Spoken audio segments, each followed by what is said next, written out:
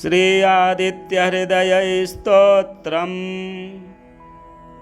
ततो युद्धपरिश्रान्तं समरे चिन्तया स्थितं रावणं चाग्रतो दृष्ट्वा युद्धाय समुपस्थितं दैवतैश्च समागम्य द्रष्टुमभ्यागतो रणम् उपगम्याब्रवीद्राम मगस्त्यो भगवांस्तदा राम राम महाबाहो शृणु गुह्यं सनातनं येन सर्वा नरेन्वत्स समरे विजयिष्यसे आदित्यहृदयं पुण्यं सर्वशत्रुविनाशनं जयावहं जपं नित्यमक्षयं परमं शिवं सर्वमङ्गलमाङ्गल्यं सर्वपापप्रणाशनं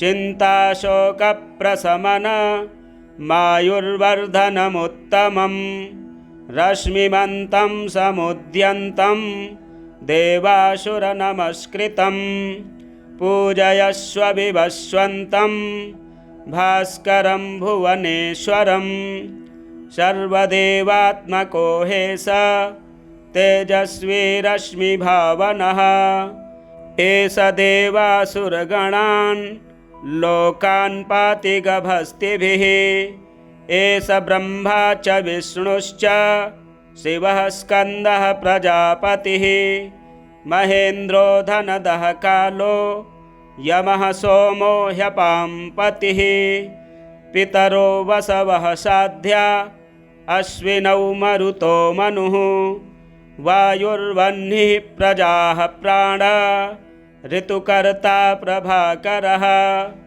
आदित्यः सविता सूर्यः खगः पूषा गभस्तिमान् सुवर्णसदृशो भानुर्हिरण्यरेता दिवाकरः हरिदस्वः सहस्रार्चिः सप्तसप्तिर्मरीचिमान् तिमिरोन्मथनः शम्भुस्त्वष्टा मार्तण्डकोऽंशुमान् हिरण्यगर्भः शिशिरस्तपनो हस्करो रविः अग्निगर्भोदितेः पुत्रः शङ्खः शिशिरनाशनः व्योमनाथस्तमो भेदी ऋग्यजुःषामपारगः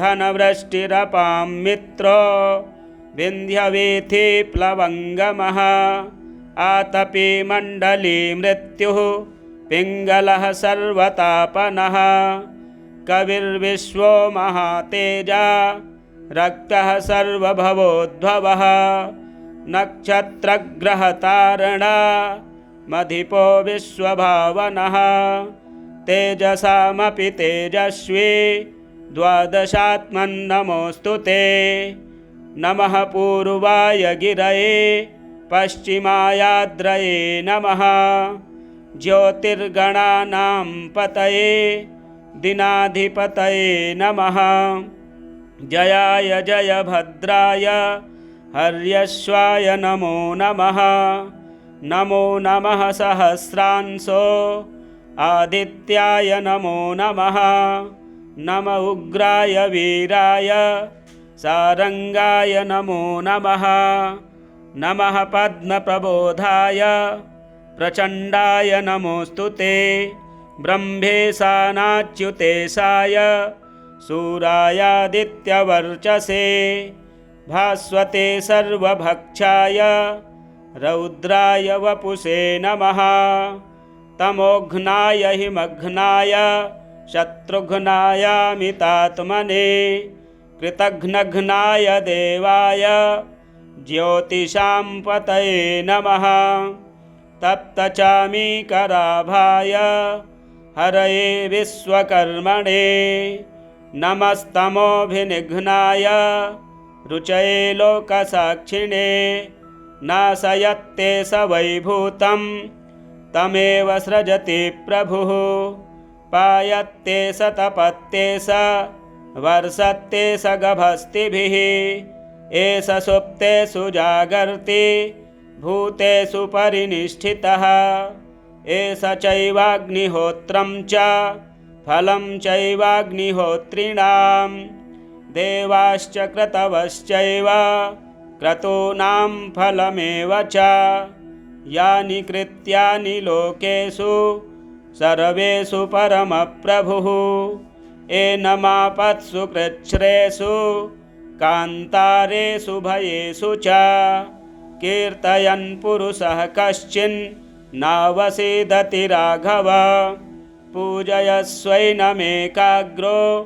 देवदेवं जगत्पतिम् एतत्त्रिगुणितं जप्त्वा युद्धेषु विजयिष्यसि अस्मिन् क्षणे महाबाहो रावणं त्वं जहिष्यसि एवमुक्त्वा ततोऽगस्त्यो जगाम स यथागतम् एतच्छ्रुत्वा महातेजा नष्टशोको भवत्तदा धारयामास सुप्रीतो राघवः प्रयतात्मवान् आदित्यं प्रेक्ष्य जपत्वेदं परं हर्षमवाप्तवान् तिराचम्य शुचिर्भूत्वा धनुरादाय वीर्यवान् रावणं प्रेक्ष्य हृष्टात्मा जयार्थं समुपागमत् सर्वयत्नेन महता वृतस्तस्य वधेऽभवत् अथ रविरवदन्निरीक्ष्य रामं मुदितमनाः परमं प्रहृष्यमाणः निशिचरपतिसङ्क्षयं विदित्वा सुरगणमध्यगतो वचस्त्वरेति सुरगणमध्यगतो वचस्त्वरेति। श्री आदित्यहृदयस्तोत्रम्।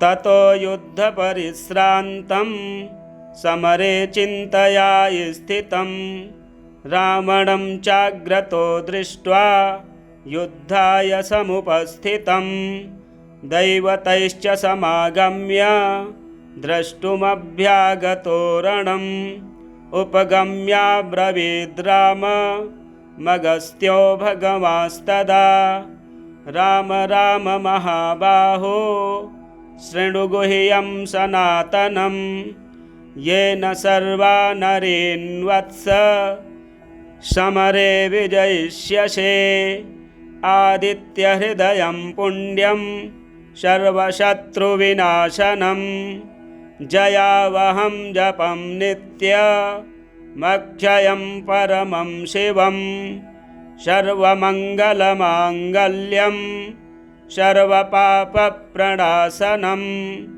चिन्ताशोकप्रशमनमायुर्वर्धनमुत्तमं रश्मिमन्तं समुद्यन्तं देवासुरनमस्कृतं पूजयस्व विवस्वन्तं भास्करं भुवनेश्वरं सर्वदेवात्मको हे स तेजस्वी रश्मिभावनः एष देवासुरगणान् लोकान् पाति गभस्तिभिः एष ब्रह्मा च विष्णुश्च शिवः स्कन्दः प्रजापतिः महेन्द्रो धनदः कालो यमः सोमो ह्यपां पतिः पितरो वसवः साध्या अश्विनौ मरुतो मनुः वायुर्वह्निः प्रजाः प्राण ऋतुकर्ता प्रभाकरः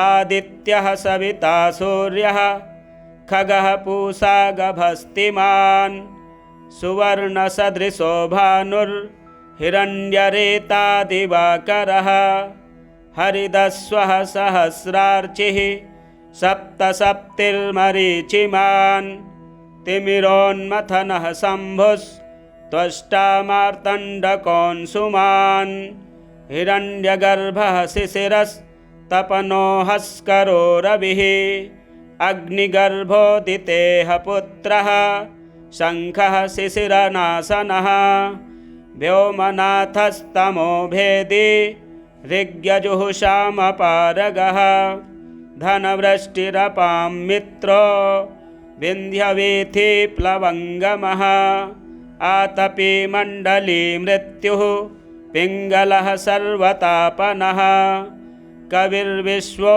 महातेजा रक्तः सर्वभवोद्भवः नक्षत्रग्रहतारणा मधिपो विश्वभावनः तेजसामपि तेजस्वी द्वादशात्मन्नमोऽस्तु ते नमः पूर्वाय गिरये पश्चिमायाद्रये नमः ज्योतिर्गणानां पतये दिनाधिपतये नमः जयाय जयभद्राय हर्यश्वाय नमो नमः नमो नमः सहस्रांशो आदित्याय नमो नमः नम उग्राय वीराय सारंगाय नमो नमः नमः पद्मप्रबोधाय प्रचण्डाय नमोऽस्तु ते ब्रह्मेशानाच्युतेशाय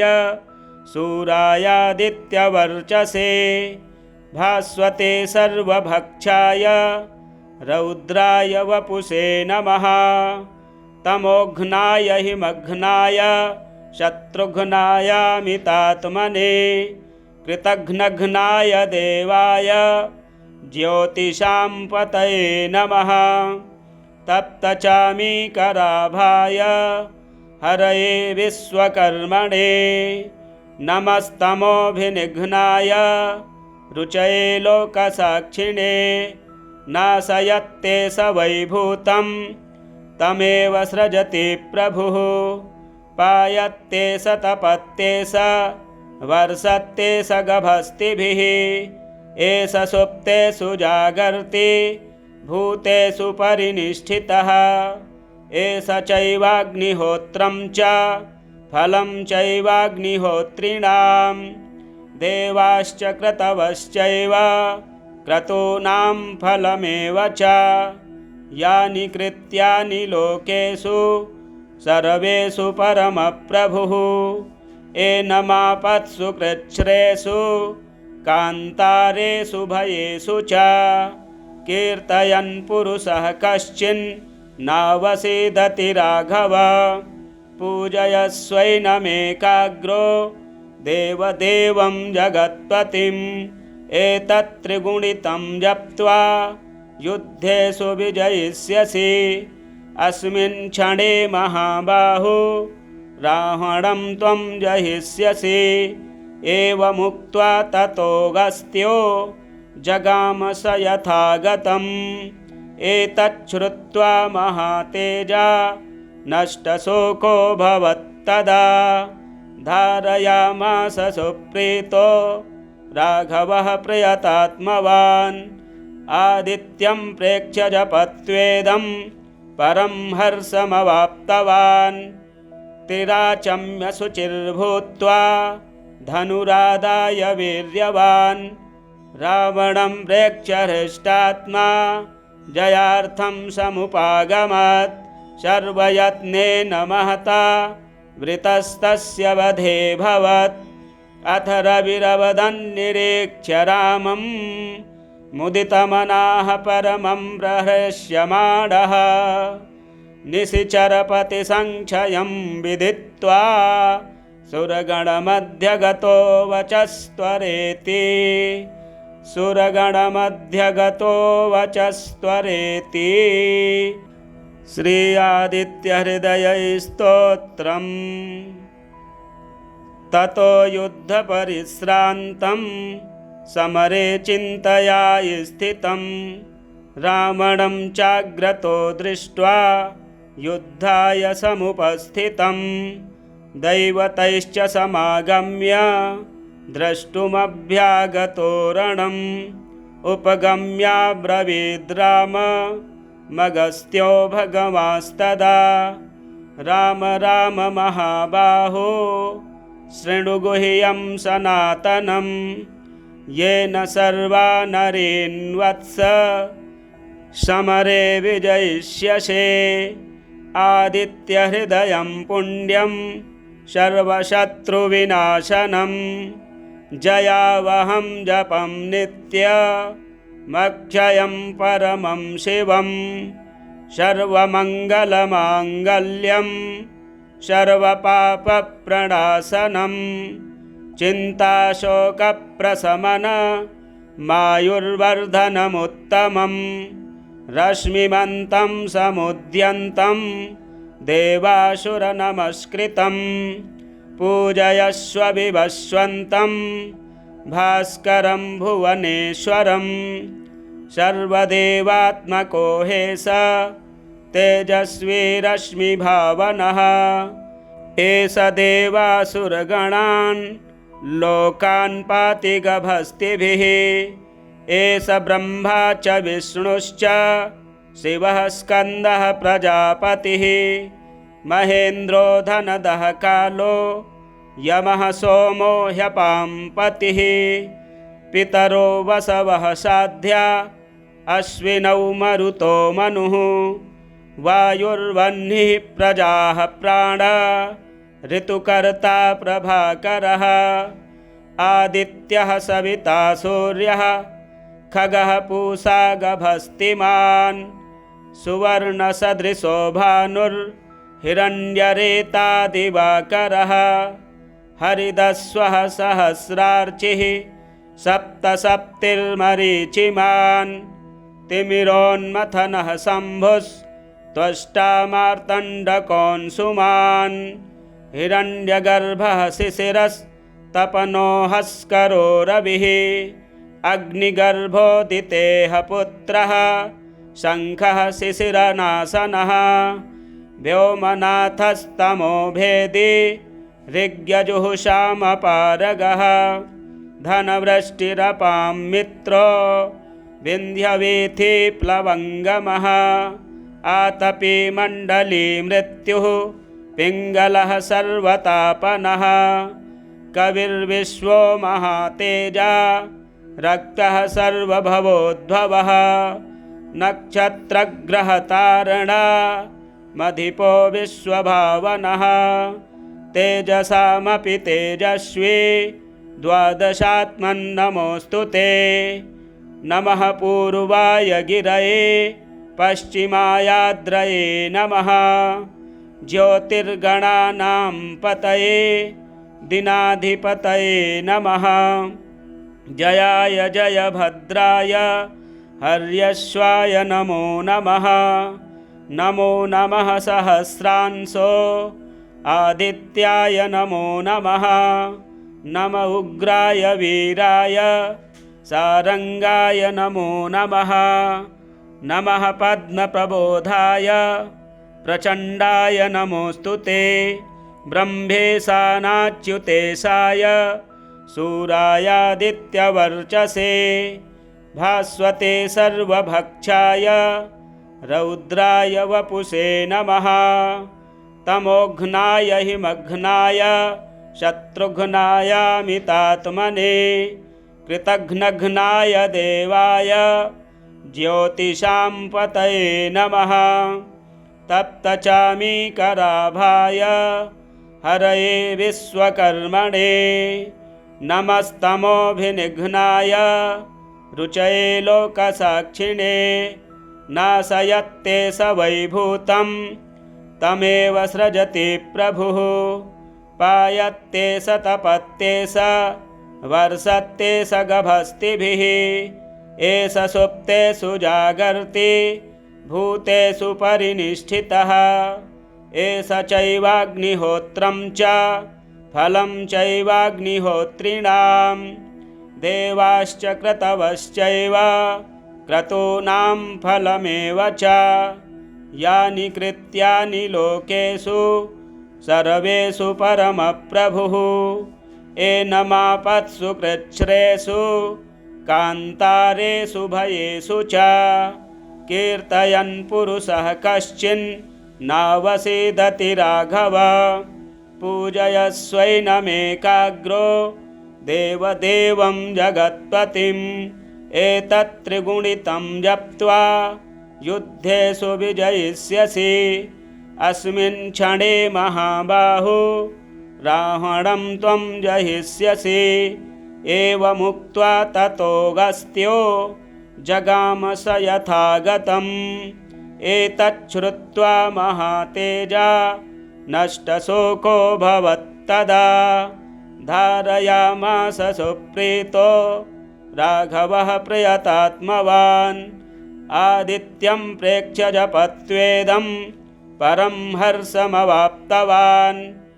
तिराचम्य शुचिर्भूत्वा धनुरादाय वीर्यवान्। रावणं प्रेक्ष्य हृष्टात्मा जयार्थं समुपागमत्। सर्वयत्नेन महता वृतस्तस्य वधे भवत्। अथ रविरवदन्निरीक्ष्य रामं मुदितमनाः परमं प्रहृष्यमाणः। निशिचरपतिसङ्क्षयं विदित्वा सुरगणमध्यगतो वचस्त्वरेति। सुरगणमध्यगतो वचस्त्वरेति। श्री आदित्यहृदयस्तोत्रम्। ततो युद्धपरिश्रान्तं समरे चिन्तया स्थितं। रावणं चाग्रतो दृष्ट्वा युद्धाय समुपस्थितं। दैवतैश्च समागम्य द्रष्टुमभ्यागतो रणम्। उपगम्याब्रवीद् राम मगस्त्यो भगवांस्तदा। राम राम महाबाहो शृणु गुह्यं सनातनं। येन सर्वा नरेन्वत्स समरे विजयिष्यसे। आदित्यहृदयं पुण्यं सर्वशत्रुविनाशनं। जयावहं जपं नित्यमक्षयं परमं शिवं। सर्वमङ्गलमाङ्गल्यं सर्वपापप्रणाशनं। चिन्ताशोकप्रशमन मायुर्वर्धनमुत्तमम्। रश्मिमन्तं समुद्यन्तं देवासुरनमस्कृतं। पूजयस्व विवस्वन्तं भास्करं भुवनेश्वरं। सर्वदेवात्मको हे स तेजस्वी रश्मिभावनः। एष देवासुरगणान् लोकान् पाति गभस्तिभिः। एष ब्रह्मा च विष्णुश्च शिवः स्कन्दः प्रजापतिः। महेन्द्रो धनदः कालो यमः सोमो ह्यपां पतिः। पितरो वसवः साध्या अश्विनौ मरुतो मनुः। वायुर्वह्निः प्रजाः प्राण ऋतुकर्ता प्रभाकरः। आदित्यः सविता सूर्यः खगः पूषा गभस्तिमान्। सुवर्णसदृशो भानुर्हिरण्यरेता दिवाकरः। हरिदस्वः सहस्रार्चिः सप्तसप्तिर्मरीचिमान्। तिमिरोन्मथनः शम्भुस्त्वष्टा मार्तण्डकोऽंशुमान्। हिरण्यगर्भः शिशिरस्तपनो हस्करो रविः। अग्निगर्भोदितेः पुत्रः शङ्खः शिशिरनाशनः। व्योमनाथस्तमो भेदी ऋग्यजुःषामपारगः। धनवृष्टिरपां मित्रो विन्ध्यवीथिप्लवङ्गमः। आतपी मण्डली मृत्युः पिङ्गलः सर्वतापनः। कविर्विश्वो महातेजा रक्तः सर्वभवोद्भवः। नक्षत्रग्रहतारणा मधिपो विश्वभावनः। तेजसामपि तेजस्वी द्वादशात्मन्नमोऽस्तु ते। नमः पूर्वाय गिरये पश्चिमायाद्रये नमः। ज्योतिर्गणानां पतये दिनाधिपतये नमः। जयाय जयभद्राय हर्यश्वाय नमो नमः। नमो नमः सहस्रांशो आदित्याय नमो नमः। नम उग्राय वीराय सारंगाय नमो नमः। नमः पद्मप्रबोधाय प्रचण्डाय नमोऽस्तु ते। ब्रह्मेशानाच्युतेशाय सूरायादित्यवर्चसे भास्वते सर्वभक्षाय रौद्राय वपुषे नमः।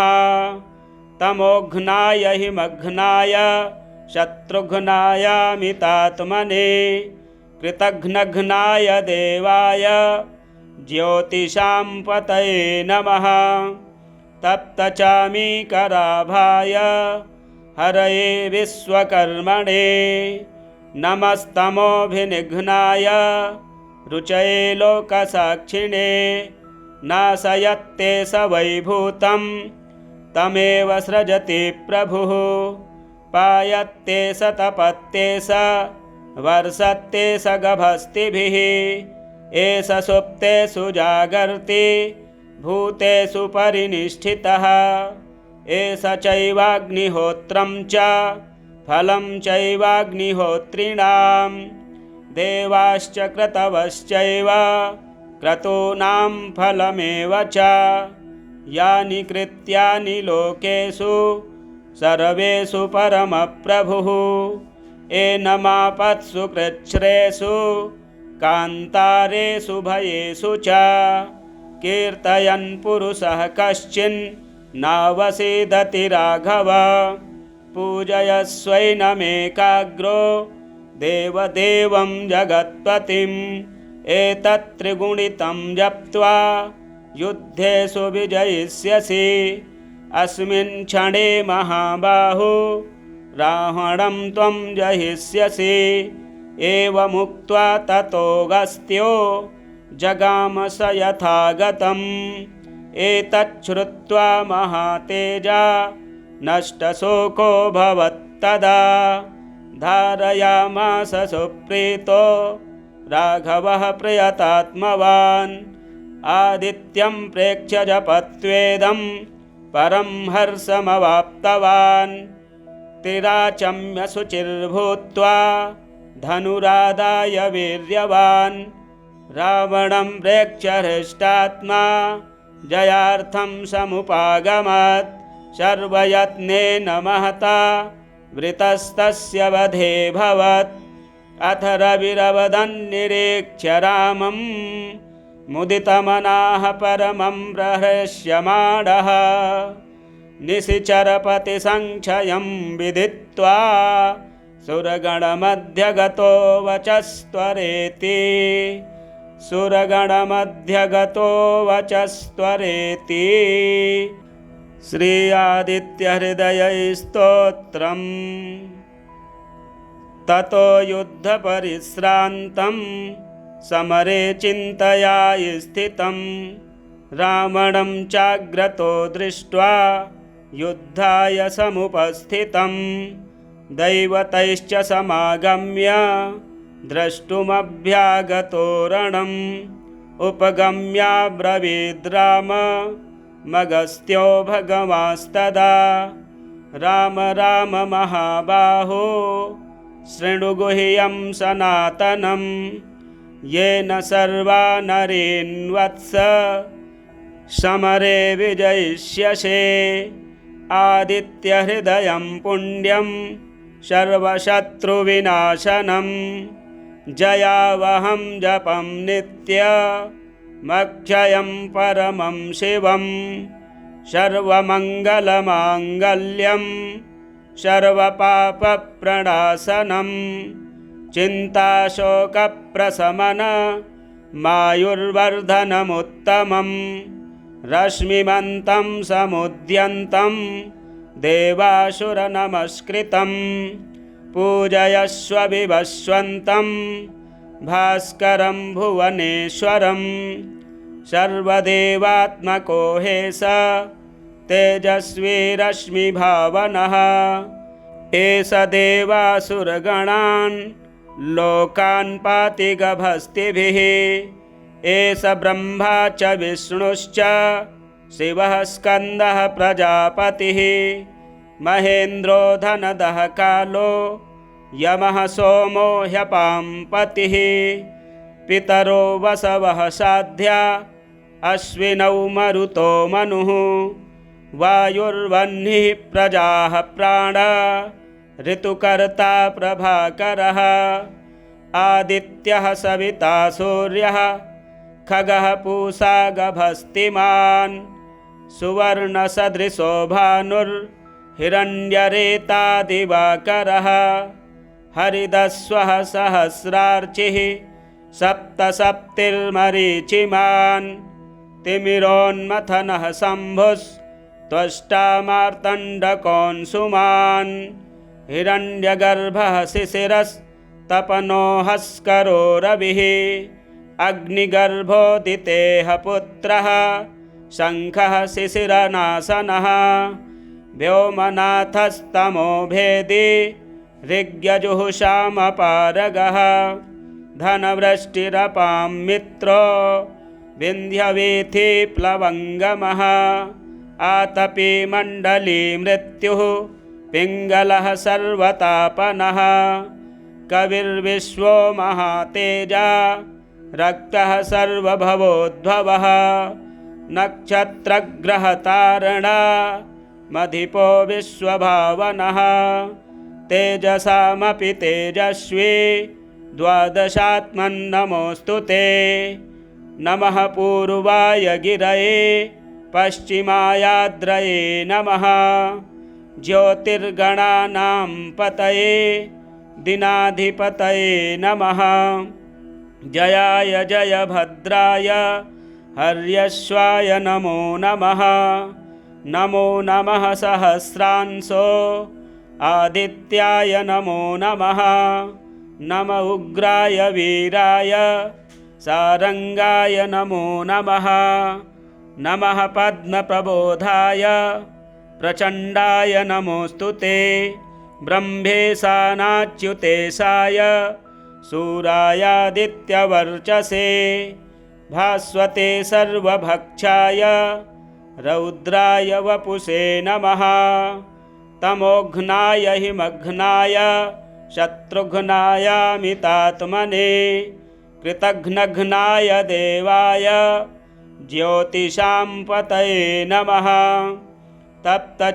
तप्तचामीकराभाय हरये विश्वकर्मणे नमस्तमोभिनिघ्नाय रुचये लोकसाक्षिणे नाशयत्ते स वैभूतं तमेव सृजति प्रभुः पायत्ते स तपत्ते स वर्षत्ते स गभस्तिभिः एष सुप्तेषु जागर्ति भूतेषु परिनिष्ठितः एष चैवाग्निहोत्रं च फलं चैवाग्निहोत्रिणां देवाश्च क्रतवश्चैव क्रतूनां फलमेव च यानि कृत्यानि लोकेषु सर्वेषु परमप्रभुः एनमापत्सु कृच्छ्रेषु कान्तारेषु भयेषु च कीर्तयन् पुरुषः कश्चिन्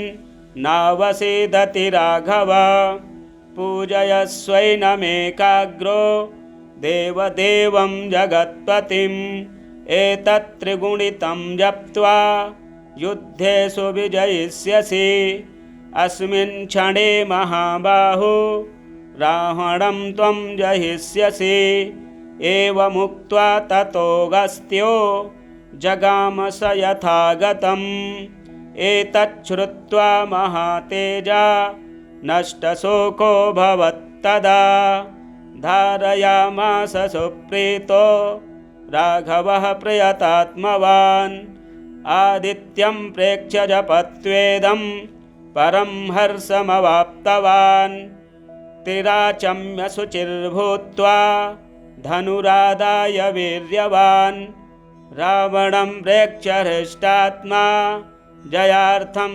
समुपागमत् सर्वयत्नेन महता वृतस्तस्य वधेऽभवत् अथ रविरवदन्निरीक्ष्य रामं मुदितमनाः परमं प्रहृष्यमाणः निशिचरपतिसङ्क्षयं विदित्वा सुरगणमध्यगतो वचस्त्वरेति सुरगणमध्यगतो वचस्त्वरेति। श्री आदित्यहृदयस्तोत्रम्।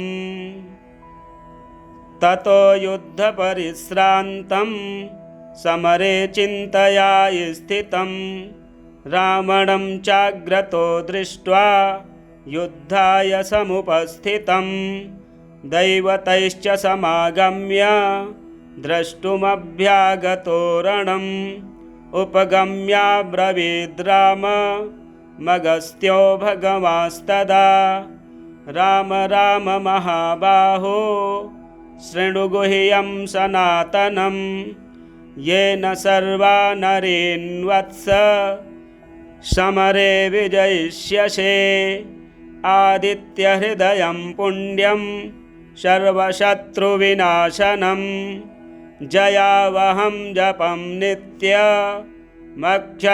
परमं शिवं सर्वमङ्गलमाङ्गल्यं सर्वपापप्रणाशनं चिन्ताशोकप्रशमन मायुर्वर्धनमुत्तमं रश्मिमन्तं समुद्यन्तं देवासुरनमस्कृतं पूजयस्व विवस्वन्तं भास्करं भुवनेश्वरं सर्वदेवात्मको हे स तेजस्वी रश्मिभावनः एष देवासुरगणान् लोकान् पाति गभस्तिभिः एष ब्रह्मा च विष्णुश्च शिवः स्कन्दः प्रजापतिः महेन्द्रो धनदः कालो यमः सोमो ह्यपाम्पतिः पितरो वसवः साध्या अश्विनौ मरुतो मनुः वायुर्वह्निः प्रजाः प्राण ऋतुकर्ता प्रभाकरः आदित्यः सविता सूर्यः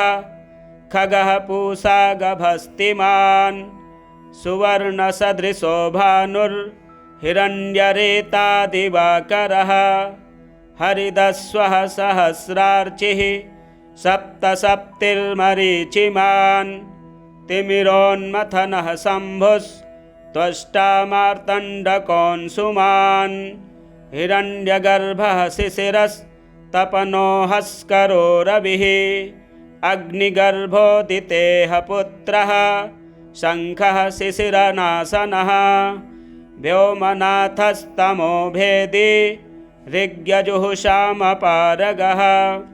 धनवृष्टिरपां मित्रो विन्ध्यवीथिप्लवङ्गमः आतपी मण्डली मृत्युः पिङ्गलः सर्वतापनः कविर्विश्वो महातेजा रक्तः सर्वभवोद्भवः नक्षत्रग्रहतारणा मधिपो विश्वभावनः तेजसामपि तेजस्वी द्वादशात्मन्नमोऽस्तु ते नमः पूर्वाय गिरये पश्चिमायाद्रये नमः ज्योतिर्गणानां पतये दिनाधिपतये नमः जयाय जयभद्राय हर्यश्वाय नमो नमः नमो नमः सहस्रांशो आदित्याय नमो नमः नम उग्राय वीराय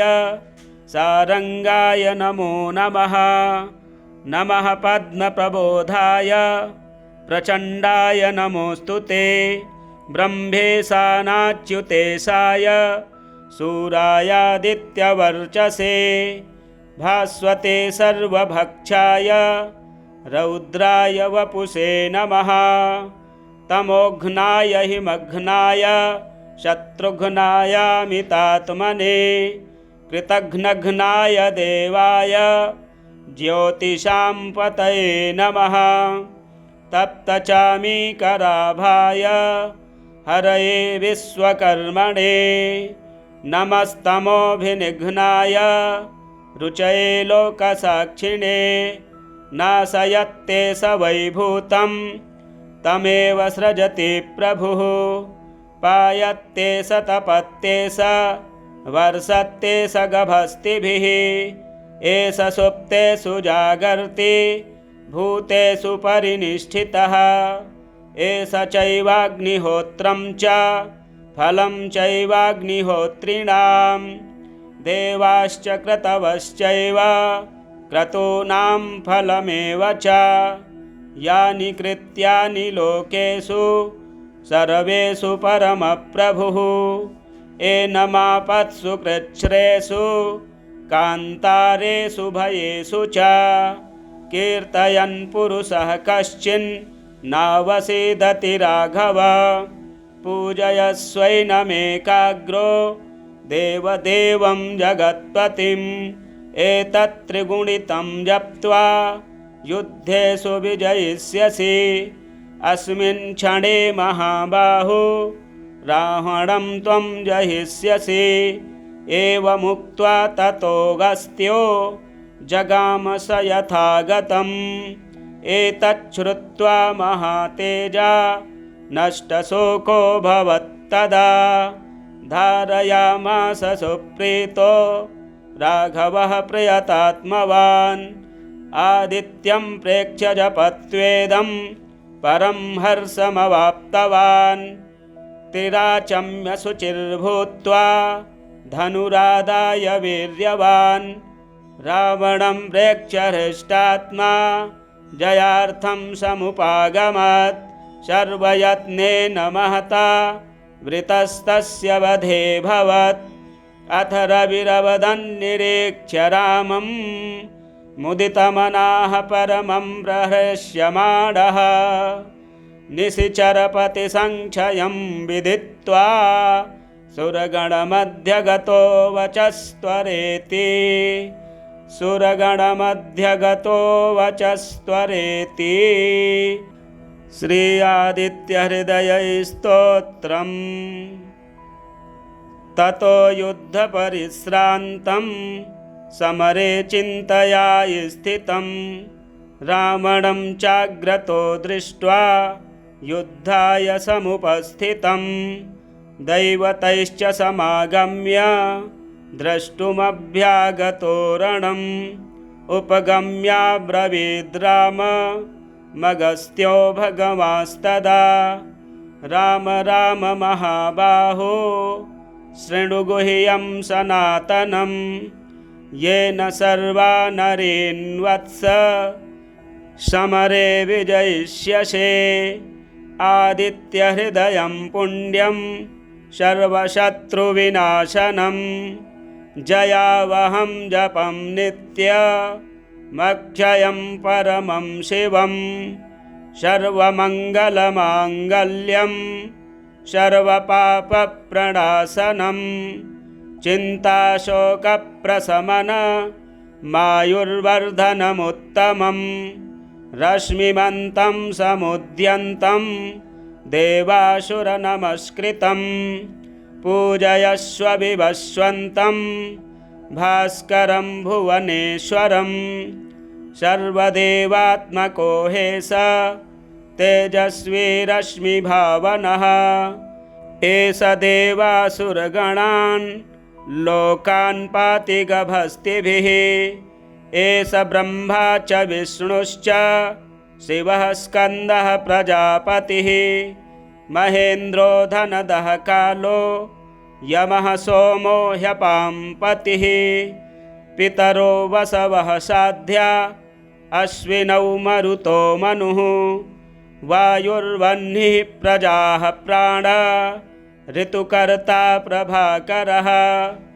आदित्यः सविता सूर्यः खगः पूषा गभस्तिमान् सुवर्णसदृशो भानुर्हिरण्यरेता दिवाकरः हरिदस्वः सहस्रार्चिः सप्तसप्तिर्मरीचिमान् तिमिरोन्मथनः शम्भुस्त्वष्टा मार्तण्डकोऽंशुमान् हिरण्यगर्भः शिशिरस्तपनो हस्करो रविः अग्निगर्भोदितेह पुत्रः शङ्खः शिशिरनाशनः व्योमनाथस्तमो भेदी ऋग्यजुःषामपारगः धनवृष्टिरपां मित्रो विन्ध्यवीथिप्लवङ्गमः आतपी मण्डली मृत्युः पिङ्गलः सर्वतापनः कविर्विश्वो महातेजा रक्तः सर्वभवोद्भवः नक्षत्रग्रहतारणा मधिपो विश्वभावनः तेजसामपि तेजस्वी द्वादशात्मन्नमोऽस्तु ते नमः पूर्वाय गिरये पश्चिमायाद्रये नमः ज्योतिर्गणानां पतये दिनाधिपतये नमः जयाय जयभद्राय हर्यश्वाय नमो नमः नमो नमः सहस्रांशो आदित्याय नमो नमः नम उग्राय वीराय सारंगाय नमो नमः नमः पद्मप्रबोधाय प्रचण्डाय नमोऽस्तु ते ब्रह्मेशानाच्युतेशाय सूरायादित्यवर्चसे भास्वते सर्वभक्षाय रौद्राय वपुषे नमः तमोघ्नाय हिमघ्नाय शत्रुघ्नायामितात्मने कृतघ्नघ्नाय देवाय ज्योतिषां पतये नमः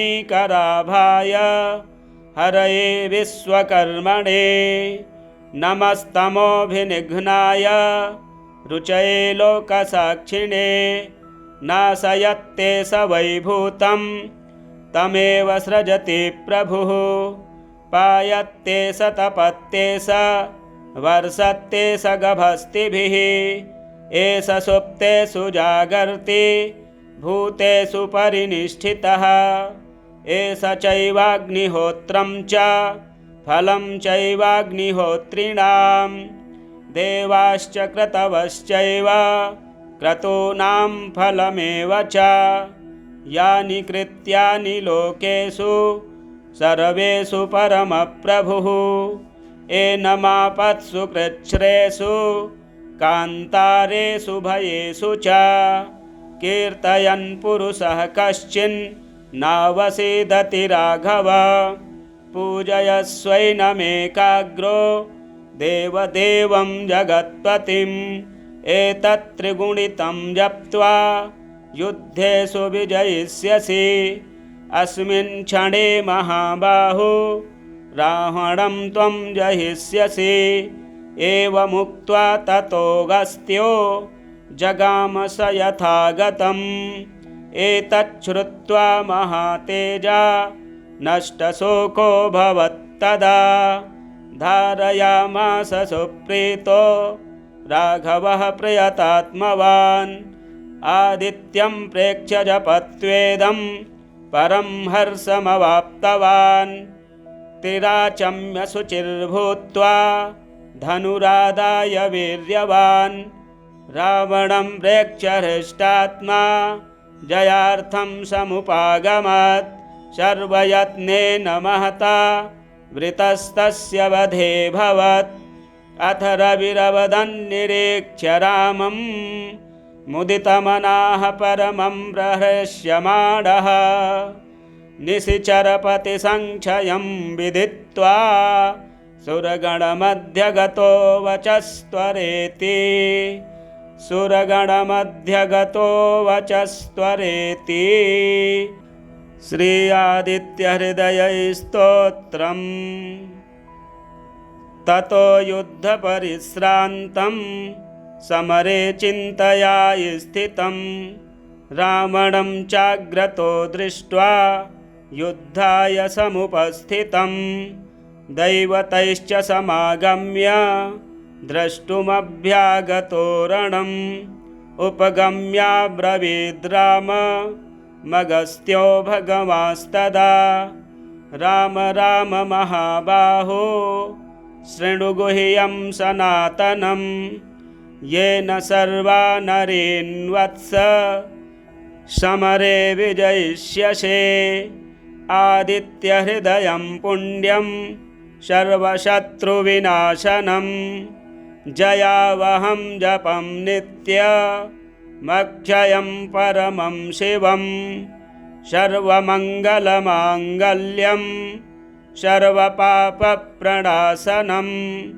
चिन्ताशोकप्रशमनमायुर्वर्धनमुत्तमं रश्मिमन्तं समुद्यन्तं देवासुरनमस्कृतं पूजयस्व विवस्वन्तं भास्करं भुवनेश्वरं सर्वदेवात्मको हे स तेजस्वी रश्मिभावनः एष देवासुरगणान् लोकान् पाति गभस्तिभिः एष ब्रह्मा च विष्णुश्च शिवः स्कन्दः प्रजापतिः महेन्द्रो धनदः कालो यमः सोमो ह्यपां पतिः पितरो वसवः साध्या अश्विनौ मरुतो मनुः वायुर्वह्निः प्रजाः प्राण ऋतुकर्ता प्रभाकरः आदित्यः सविता सूर्यः खगः पूषा गभस्तिमान् सुवर्णसदृशो भानुर्हिरण्यरेता दिवाकरः हरिदस्वः सहस्रार्चिः सप्तसप्तिर्मरीचिमान् तिमिरोन्मथनः शम्भुस्त्वष्टा मार्तण्डकोऽंशुमान् हिरण्यगर्भः शिशिरस्तपनो हस्करो रविः अग्निगर्भोदितेः पुत्रः शङ्खः शिशिरनाशनः व्योमनाथस्तमो भेदी ऋग्यजुःषामपारगः धनवृष्टिरपां मित्रो विन्ध्यवीथिप्लवङ्गमः आतपी मण्डली मृत्युः पिङ्गलः सर्वतापनः कविर्विश्वो महातेजा रक्तः सर्वभवोद्भवः नक्षत्रग्रहतारणा मधिपो विश्वभावनः तेजसामपि तेजस्वी द्वादशात्मन्नमोऽस्तु ते नमः पूर्वाय गिरये पश्चिमायाद्रये नमः ज्योतिर्गणानां पतये दिनाधिपतये नमः जयाय जयभद्राय हर्यश्वाय नमो नमः नमो नमः सहस्रांशो आदित्याय नमो नमः नम उग्राय वीराय सारंगाय नमो नमः नमः पद्मप्रबोधाय प्रचण्डाय नमोऽस्तु ते ब्रह्मेशानाच्युतेशाय सूरायादित्यवर्चसे भास्वते सर्वभक्षाय रौद्राय वपुषे नमः तमोघ्नाय हिमघ्नाय शत्रुघ्नायामितात्मने कृतघ्नघ्नाय देवाय ज्योतिषां पतये नमः तप्तचामीकराभाय हरये विश्वकर्मणे नमस्तमोभिनिघ्नाय रुचये लोकसाक्षिणे नाशयत्ते स वैभूतं तमेव सृजति प्रभुः पायत्ते स तपत्ते स वर्षत्ते स गभस्तिभिः एष सुप्तेषु जागर्ति भूतेषु परिनिष्ठितः एष चैवाग्निहोत्रं च फलं चैवाग्निहोत्रिणां देवाश्च क्रतवश्चैव क्रतूनां फलमेव च यानि कृत्यानि लोकेषु सर्वेषु परमप्रभुः एनमापत्सु कृच्छ्रेषु कान्तारेषु भयेषु च कीर्तयन् पुरुषः कश्चिन् नावसीदति राघव पूजयस्वैनमेकाग्रो देवदेवं जगत्पतिम् एतत् त्रिगुणितं जप्त्वा युद्धेषु विजयिष्यसि अस्मिन् क्षणे महाबाहो रावणं त्वं जयिष्यसि। एवमुक्त्वा ततोऽगस्त्यो जगाम स यथागतम्। एतच्छ्रुत्वा महातेजा नष्टशोको भवत्तदा। धारयामास सुप्रीतो राघवः प्रयतात्मवान्। आदित्यं प्रेक्ष्य जपत्वेदं परं हर्षमवाप्तवान्। तिराचम्य शुचिर्भूत्वा धनुरादाय वीर्यवान्। रावणं प्रेक्ष्य हृष्टात्मा जयार्थं समुपागमत्। सर्वयत्नेन महता वृतस्तस्य वधेऽभवत्। अथ रविरवदन्निरीक्ष्य रामं मुदितमनाः परमं प्रहृष्यमाणः। निशिचरपतिसङ्क्षयं विदित्वा सुरगणमध्यगतो वचस्त्वरेति। सुरगणमध्यगतो वचस्त्वरेति। श्री आदित्यहृदयस्तोत्रम्। ततो युद्धपरिश्रान्तं समरे चिन्तया स्थितं। रावणं चाग्रतो दृष्ट्वा युद्धाय समुपस्थितं। दैवतैश्च समागम्य द्रष्टुमभ्यागतो रणम्। उपगम्याब्रवीद्राम मगस्त्यो भगवांस्तदा। राम राम महाबाहो शृणु गुह्यं सनातनं। येन सर्वा नरेन्वत्स समरे विजयिष्यसे। आदित्यहृदयं पुण्यं सर्वशत्रुविनाशनं। जयावहं जपं नित्यमक्षयं परमं शिवं। सर्वमङ्गलमाङ्गल्यं सर्वपापप्रणाशनं। चिन्ताशोकप्रशमनमायुर्वर्धनमुत्तमम्। रश्मिमन्तं समुद्यन्तं देवासुरनमस्कृतं। पूजयस्व विवस्वन्तं भास्करं भुवनेश्वरं। सर्वदेवात्मको हेश तेजस्वी रश्मिभावनः। एष देवासुरगणान् लोकान् पाति गभस्तिभिः। एष ब्रह्मा च विष्णुश्च शिवः स्कन्दः प्रजापतिः। महेन्द्रो धनदः कालो यमः सोमो ह्यपां पतिः। पितरो वसवः साध्या अश्विनौ मरुतो मनुः। वायुर्वह्निः प्रजाः प्राण ऋतुकर्ता प्रभाकरः। आदित्यः सविता सूर्यः खगः पूषा गभस्तिमान्। सुवर्णसदृशो भानुर्हिरण्यरेता दिवाकरः। हरिदस्वः सहस्रार्चिः सप्तसप्तिर्मरीचिमान्। तिमिरोन्मथनः शम्भुस्त्वष्टा मार्तण्डकोऽंशुमान्। हिरण्यगर्भः शिशिरस्तपनो हस्करो रविः। अग्निगर्भोदितेः पुत्रः शङ्खः शिशिरनाशनः। व्योमनाथस्तमो भेदी ऋग्यजुःषामपारगः। धनवृष्टिरपां मित्रो विन्ध्यवीथिप्लवङ्गमः।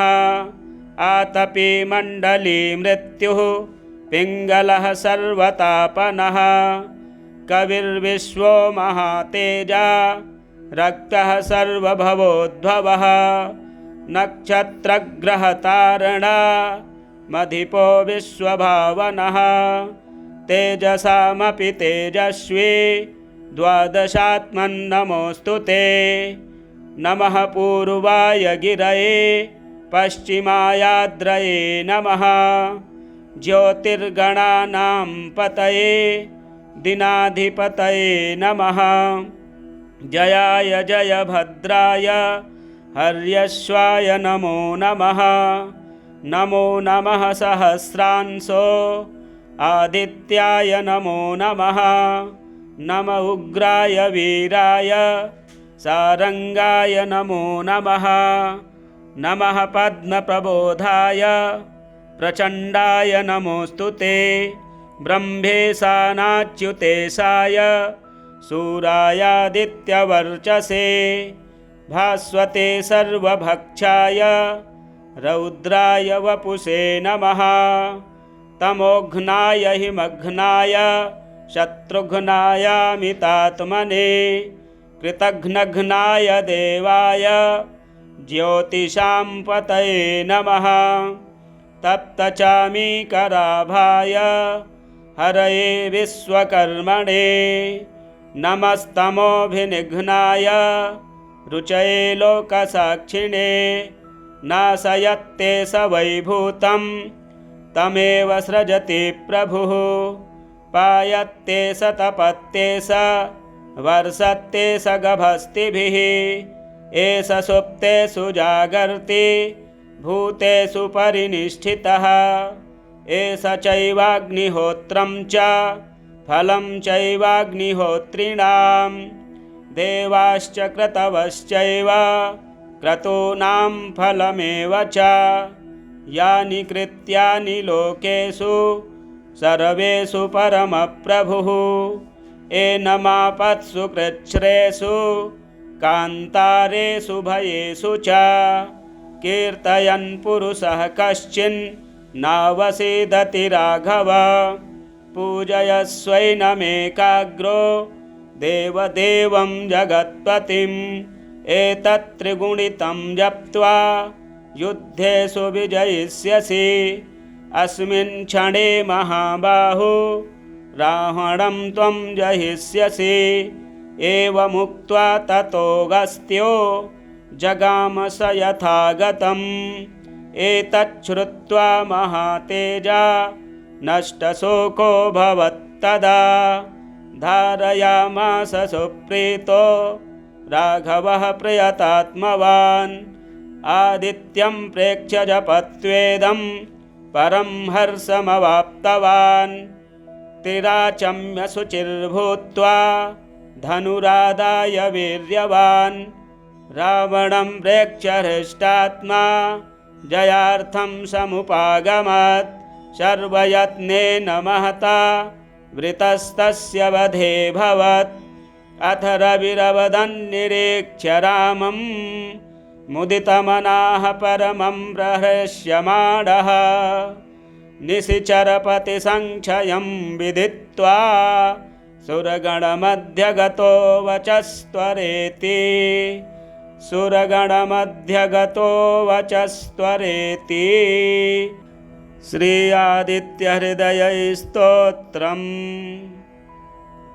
ततो युद्धपरिश्रान्तं समरे चिन्तया स्थितं रावणं चाग्रतो दृष्ट्वा युद्धाय समुपस्थितं दैवतैश्च समागम्य द्रष्टुमभ्यागतो रणम् उपगम्याब्रवीद्राम मगस्त्यो भगवांस्तदा राम राम महाबाहो शृणु गुह्यं सनातनं येन सर्वा नरेन्वत्स समरे विजयिष्यसे आदित्यहृदयं पुण्यं सर्वशत्रुविनाशनं जयावहं जपं नित्यमक्षयं परमं शिवं सर्वमङ्गलमाङ्गल्यं सर्वपापप्रणाशनं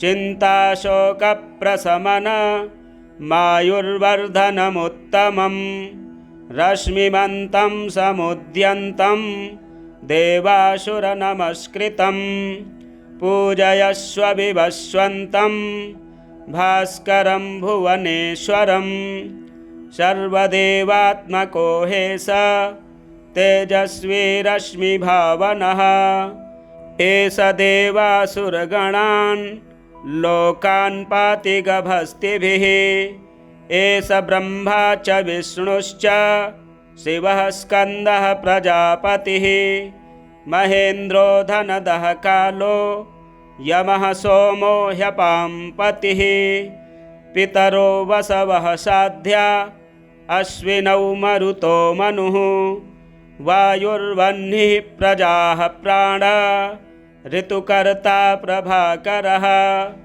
आदित्यः सविता सूर्यः खगः पूषा गभस्तिमान् सुवर्णसदृशो भानुर्हिरण्यरेता दिवाकरः हरिदस्वः सहस्रार्चिः सप्तसप्तिर्मरीचिमान् तिमिरोन्मथनः शम्भुस्त्वष्टा मार्तण्डकोऽंशुमान् हिरण्यगर्भः शिशिरस्तपनो हस्करो रविः अग्निगर्भोदितेः पुत्रः शङ्खः शिशिरनाशनः व्योमनाथस्तमो भेदी ऋग्यजुःषामपारगः धनवृष्टिरपां मित्रो विन्ध्यवीथिप्लवङ्गमः आतपी मण्डली मृत्युः पिङ्गलः सर्वतापनः कविर्विश्वो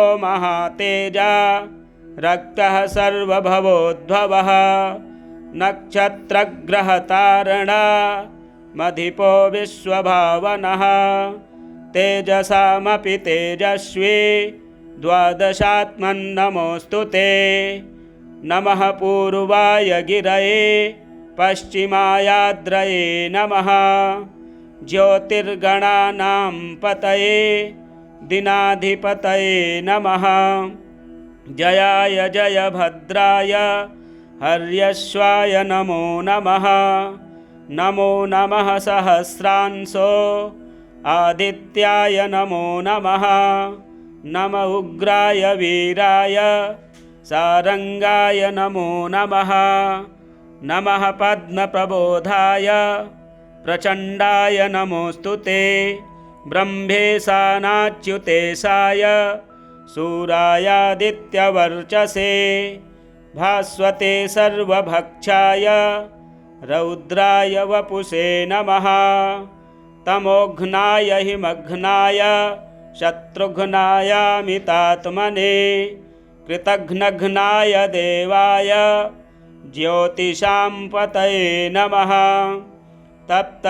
तप्तचामीकराभाय हरये विश्वकर्मणे नमस्तमोभिनिघ्नाय रुचये लोकसाक्षिणे नाशयत्ते स वैभूतं तमेव सृजति प्रभुः पायत्ते स तपत्ते स वर्षत्ते स गभस्तिभिः एष सुप्तेषु जागर्ति भूतेषु परिनिष्ठितः एष चैवाग्निहोत्रं च फलं चैवाग्निहोत्रिणां देवाश्च क्रतवश्चैव क्रतूनां फलमेव च यानि कृत्यानि लोकेषु सर्वेषु परमप्रभुः एनमापत्सु कृच्छ्रेषु कान्तारेषु भयेषु च कीर्तयन् पुरुषः कश्चिन्नावसीदति राघव पूजयस्वैनमेकाग्रो देवदेवं जगत्पतिम् एतत्त्रिगुणितं जप्त्वा युद्धेषु विजयिष्यसि अस्मिन् क्षणे महाबाहो रावणं त्वं जहिष्यसि एवमुक्त्वा ततोऽगस्त्यो जगाम स यथागतम् एतच्छ्रुत्वा महातेजा नष्टशोको भवत्तदा धारयामास सुप्रीतो राघवः प्रयतात्मवान् आदित्यं प्रेक्ष्य जपत्वेदं परं हर्षमवाप्तवान् तिराचम्य शुचिर्भूत्वा धनुरादाय वीर्यवान् रावणं प्रेक्ष्य हृष्टात्मा जयार्थं समुपागमत् सर्वयत्नेन महता वृतस्तस्य वधे भवत् अथ रविरवदन्निरीक्ष्य रामं मुदितमनाः परमं प्रहृष्यमाणः निशिचरपतिसङ्क्षयं विदित्वा सुरगणमध्यगतो वचस्त्वरेति सुरगणमध्यगतो वचस्त्वरेति। श्री आदित्यहृदयस्तोत्रम्। ततो युद्धपरिश्रान्तं समरे चिन्तया स्थितं रावणं चाग्रतो दृष्ट्वा युद्धाय समुपस्थितं दैवतैश्च समागम्य द्रष्टुमभ्यागतो रणम् उपगम्याब्रवीद् राम मगस्त्यो भगवास्तदा राम राम महाबाहो शृणु गुह्यं सनातनं येन सर्वा नरेन्वत्स समरे विजयिष्यसे आदित्यहृदयं पुण्यं सर्वशत्रुविनाशनं जयावहं जपं नित्यमक्षयं परमं शिवं सर्वमङ्गलमाङ्गल्यं सर्वपापप्रणाशनं चिन्ताशोकप्रशमन मायुर्वर्धनमुत्तमं रश्मिमन्तं समुद्यन्तं देवासुरनमस्कृतं पूजयस्व विवस्वन्तं भास्करं भुवनेश्वरं सर्वदेवात्मको हे स तेजस्वी रश्मिभावनः एष देवासुरगणान् लोकान् पाति गभस्तिभिः एष ब्रह्मा च विष्णुश्च शिवः स्कन्दः प्रजापतिः महेन्द्रो धनदः कालो यमः सोमो ह्यपाम्पतिः पितरो वसवः साध्या अश्विनौ मरुतो मनुः वायुर्वह्निः प्रजाः प्राण ऋतुकर्ता प्रभाकरः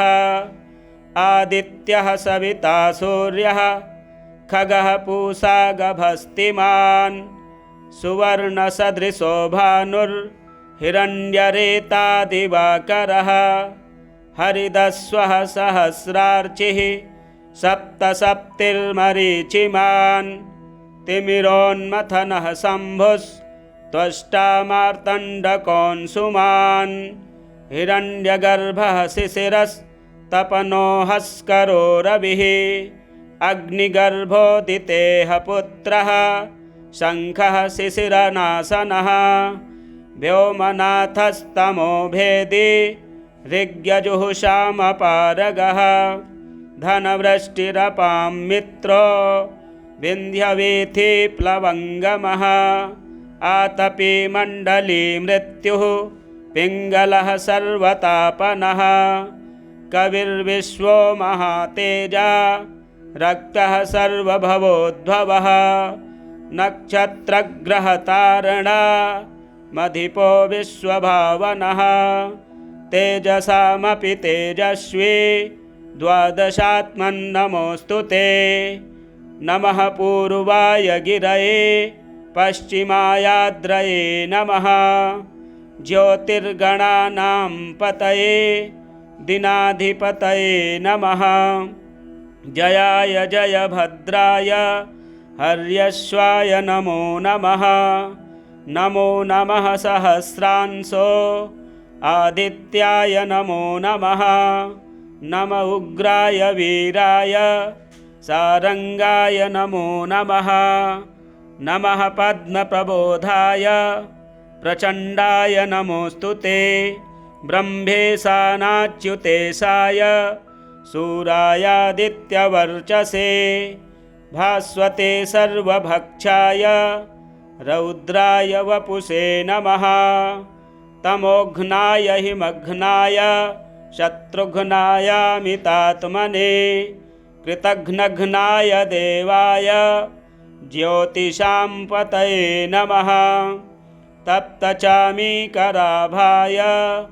हरये विश्वकर्मणे नमस्तमोभिनिघ्नाय रुचये लोकसाक्षिणे नाशयत्ते स वैभूतं तमेव सृजति प्रभुः पायत्ते स तपत्ते स वर्षत्ते स गभस्तिभिः एष सुप्तेषु जागर्ति भूतेषु परिनिष्ठितः एष चैवाग्निहोत्रं च फलं चैवाग्निहोत्रिणां देवाश्च क्रतवश्चैव क्रतूनां फलमेव च यानि कृत्यानि लोकेषु सर्वेषु परमप्रभुः एनमापत्सु कृच्छ्रेषु कान्तारेषु भयेषु च कीर्तयन् पुरुषः कश्चिन् नावसीदति राघव पूजयस्वैनमेकाग्रो देवदेवं जगत्पतिम् एतत्त्रिगुणितं जप्त्वा युद्धेषु विजयिष्यसि अस्मिन् क्षणे महाबाहो रावणं त्वं जहिष्यसि एवमुक्त्वा ततोऽगस्त्यो जगाम स यथागतम् एतच्छ्रुत्वा महातेजा नष्टशोको भवत्तदा धारयामास सुप्रीतो राघवः प्रयतात्मवान् आदित्यं प्रेक्ष्य जपत्वेदं परं हर्षमवाप्तवान् तिराचम्य शुचिर्भूत्वा धनुरादाय वीर्यवान् रावणं प्रेक्ष्य हृष्टात्मा जयार्थं समुपागमत् सर्वयत्नेन महता वृतस्तस्य वधेऽभवत् अथ रविरवदन्निरीक्ष्य रामं मुदितमनाः परमं प्रहृष्यमाणः निशिचरपतिसङ्क्षयं विदित्वा सुरगणमध्यगतो वचस्त्वरेति सुरगणमध्यगतो वचस्त्वरेति अगस्त्य प्रोक्तम् आदित्यहृदयस्तोत्रं सम्पूर्णम्।